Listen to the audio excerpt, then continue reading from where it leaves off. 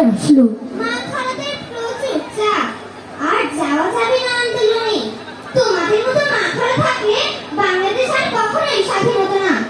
আমি চাই ভাই, মুগ্ধ ভাইয়ের মতো সাহসী হব। আমার কিছু হলে তোমরা গর্ব করে বলতে পারবে আমরা আহনা ফাক্তারি। এক দফাবিতে উত্তাল মৃত্যু, বাধা নিষেধ না মানি সেটি হয়েছিলাম না। জীবিত আর ফেরা হয়নি বাড়িতে, পুলিশের গুলিতে শহীদ হয় আমার একদা শ্রেণীতে পড়া ভাই। পরীক্ষায় সবাই সশরীরে উপস্থিত, শুধু ফুল হয়ে পরীক্ষায় অংশগ্রহণ করলো আমার ভাই, আমার আহনাফ ভাই।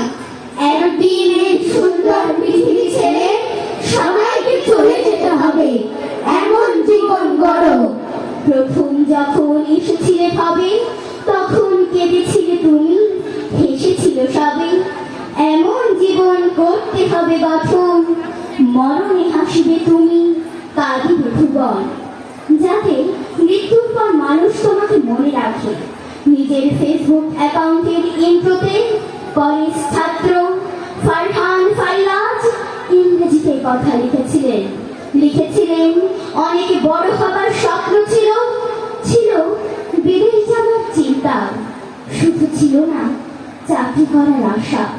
তবুও ভাইয়ের অধিকার আদায় রাস্তায় নেমেছিল কোচিংয়ের শিক্ষকের অফার। যারা আন্দোলনে অংশগ্রহণ করবে তাদের ফ্রিতে পড়াবে। গুলির সামনে বুক চিতিয়ে